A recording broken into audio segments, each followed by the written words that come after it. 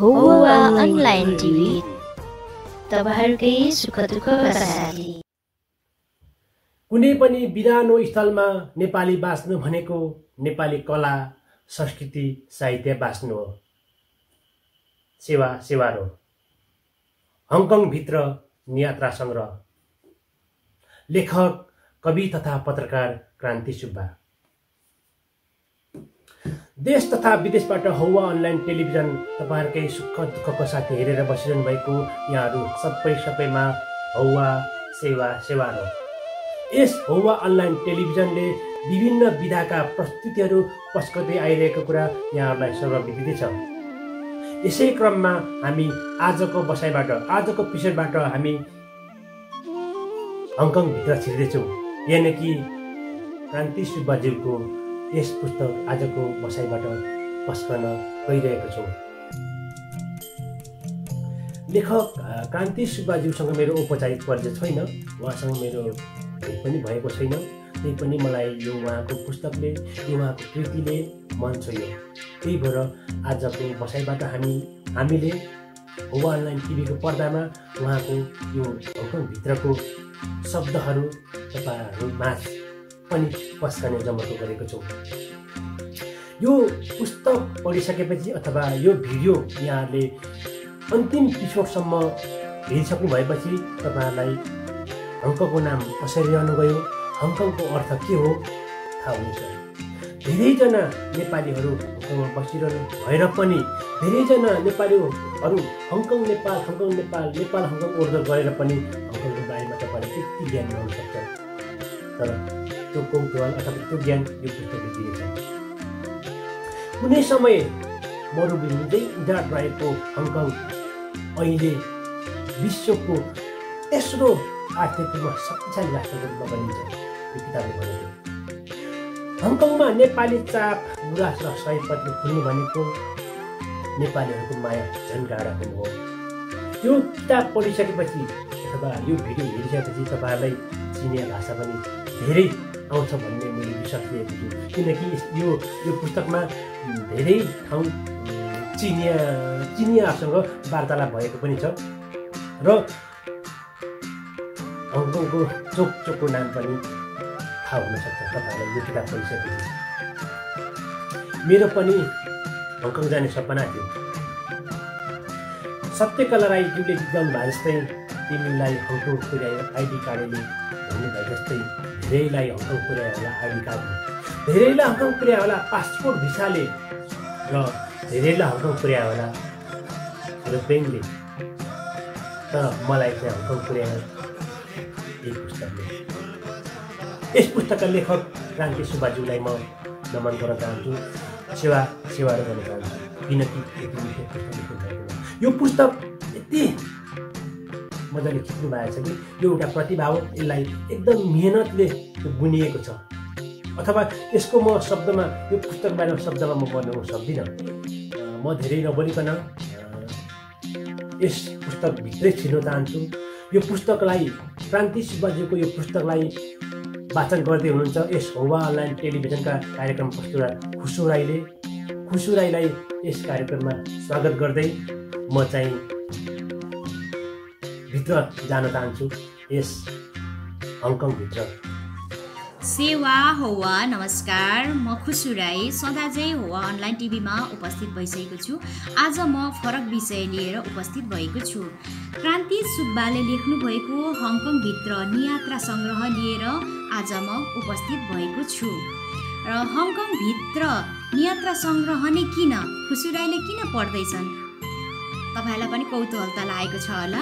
यसको पहिलो संस्करण हुँदाखेरि क्रान्ति सुब्बाले लेख्नु भएको हङकङभित्र नियात्रा संग्रह प्रकाशन भयो अरे भनेर सुन्दाखेरि मलाई पनि कौतूहलता कता लागेको थियो।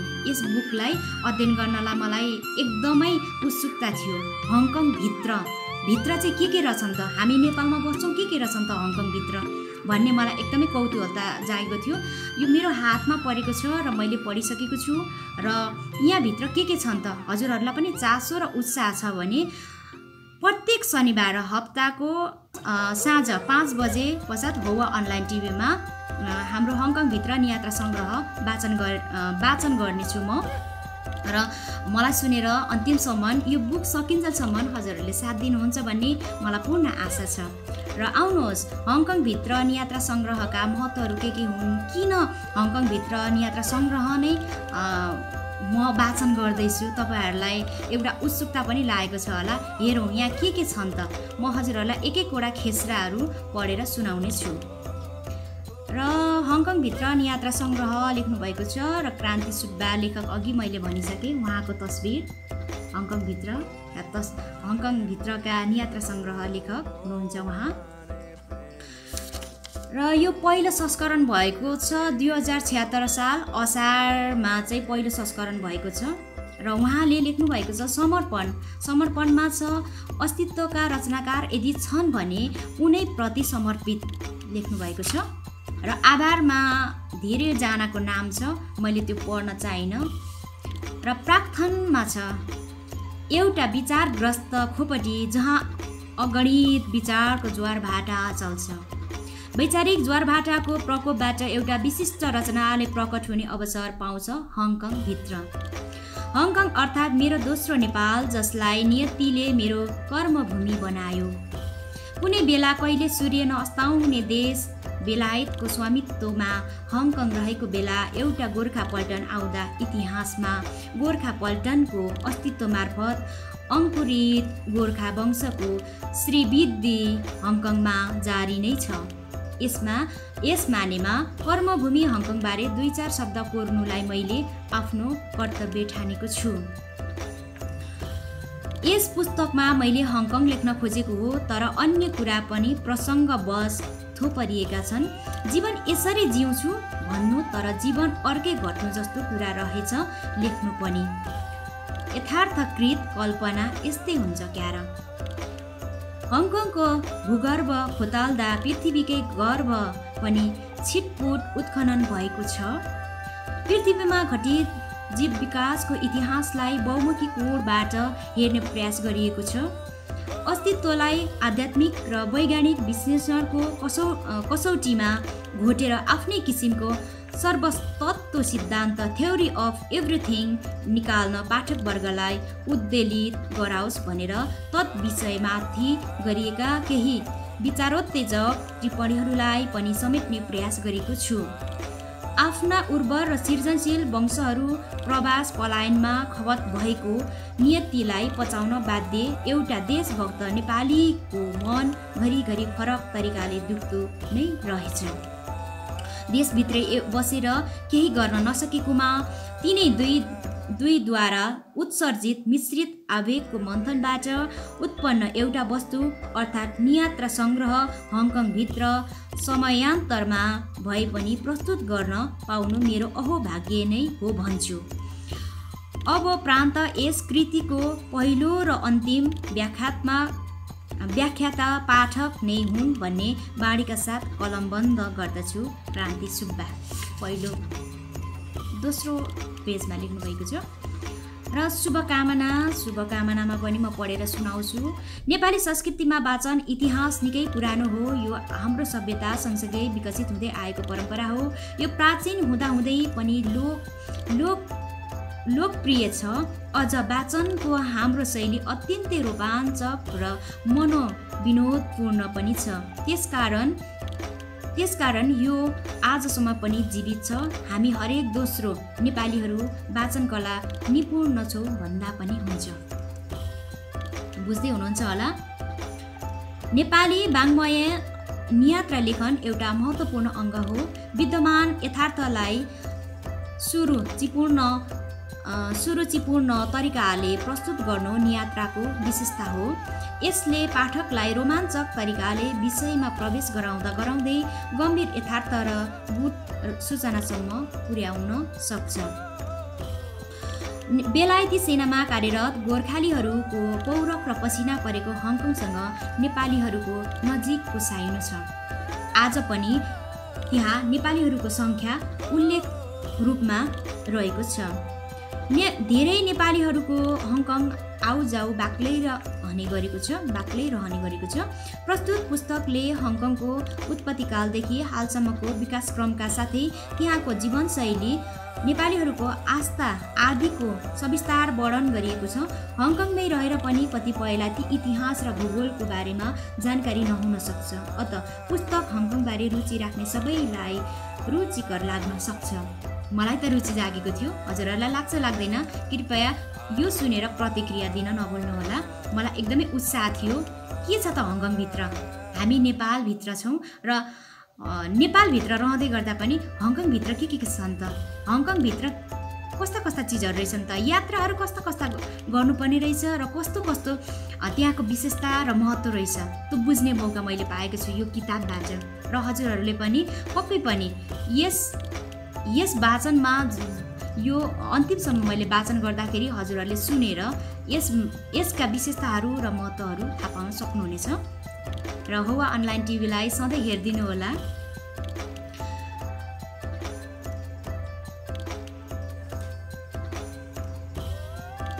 लेखक क्रान्ति सुब्बा यस पुस्तक मार्फत झन्डै 2.5 दशकपछि बाहिर निस्कँदैछन्।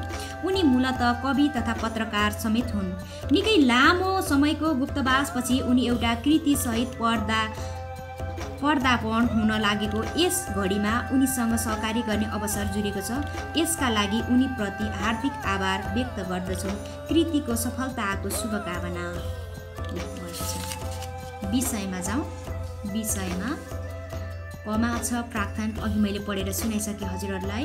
र खमा छ आरम्भ। र 1 नम्बरमा छ हङकङको चिम्टे माटोमा पलाएको नेपाली मुना। 2 मा छ एउटा ऐतिहासिक दिवस। म सरासरी पढेर हजुरहरूलाई सुनाउँदै जानेछु। र हङकङको चिम्टे माटोमा पलाएको नेपाली मुना। शून्य निर्जन समुद्रमा यत्रतत्र छरिएर रहेका शून्य निर्जन समुद्रमा यत्रतत्र छरिएर रहेका निरस द्वीपहरू आफ्नो उजाडपनमा रस भरिदिन कोही आउने आशा लिएर वर्षौँदेखि पर क्षितिजमा अनिमेष चियाइरहेका हुन्छन्। समुद्रका शान्त एवं धीर गतिमाथि एक्लासे जीवन निर्वाह गर्दै एक तमासले आफ्नो सानो डुङ्गा खियाउँदै विचरण गरिरहेका यो जातिहरूका माझीहरूले मनोरम द्वीपहरूको बाजुपनलाई आबाद गर्न सकिरहेका हुँदैनन्। बरु उनीहरू त हावापानीबाट बच्नको लागि अस्थायी टहराहरू बनाएर पहाडले प्राय घेरिरहेका नदीहरू सुसाउने जमिनका तल्लो तथा गहिरी भूभागमा केवल क्षणिकताको लागि आश्रय लिएर ओत लाग्न मग्न हुन्छन्। हङकङको पानीसँग गहिरो प्रीति लाएर बसेका यिनै आदिम यो जातिका सन्ततिहरू आज ताका र होक्लो उपजातिको नामले इतिहास र वर्तमानमा चिर परिचित छन्।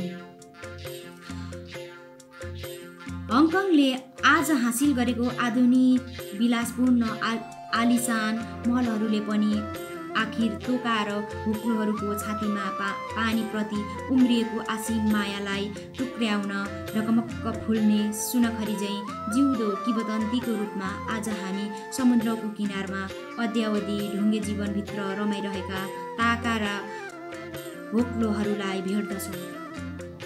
यस इलाकाको नाम हङकङ रहनुमा डुङ्गे जीवन बिताउने तिनै ताका समुदायको गहिरो तथा आत्मीय सम्बन्ध गाँसिएको छ।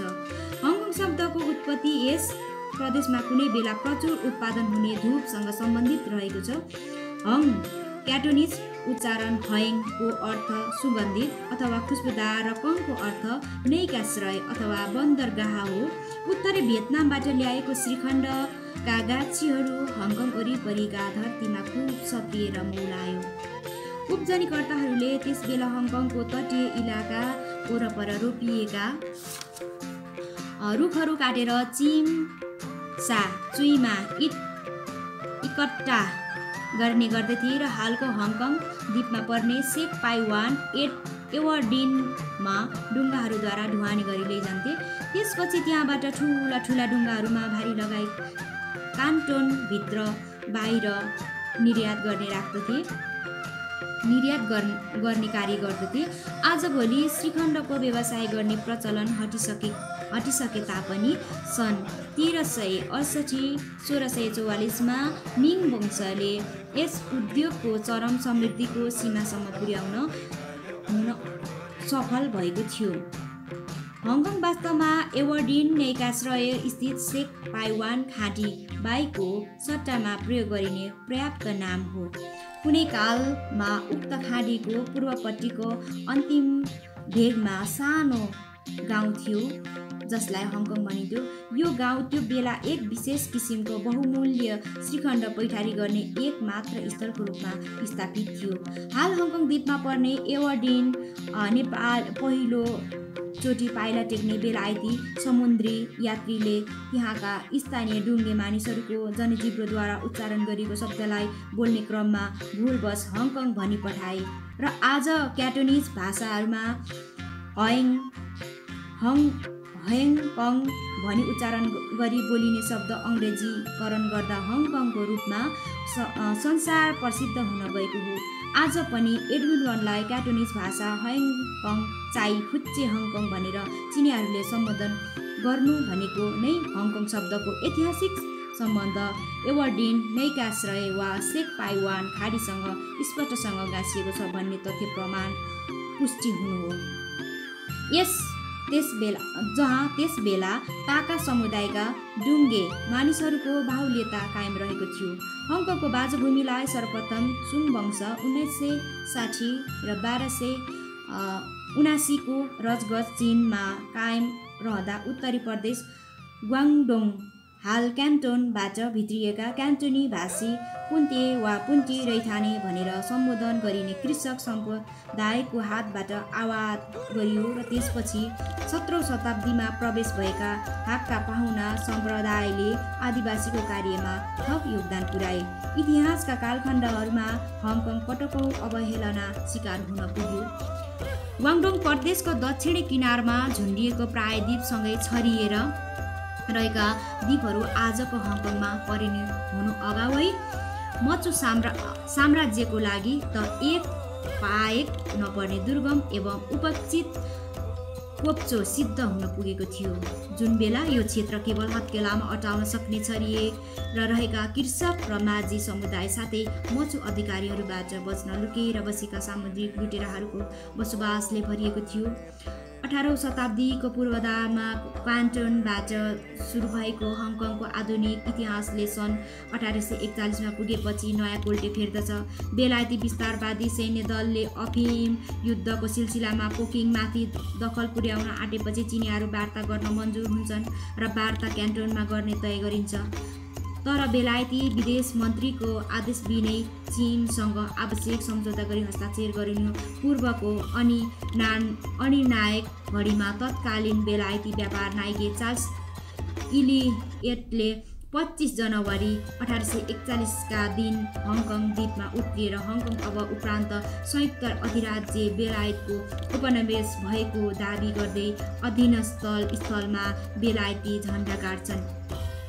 इलियटको यस मनोमानी क्रियाकलापबाट क्रुद्ध भई तत्कालीन विदेश मन्त्री लर्ड पाल्मस्टनले हङकङ एक थारो द्वीप जुन कहिले पनि व्यापारको केन्द्र बन्न सक्दैन भन्ने सार्वजनिक खुकुवा गर्छन्।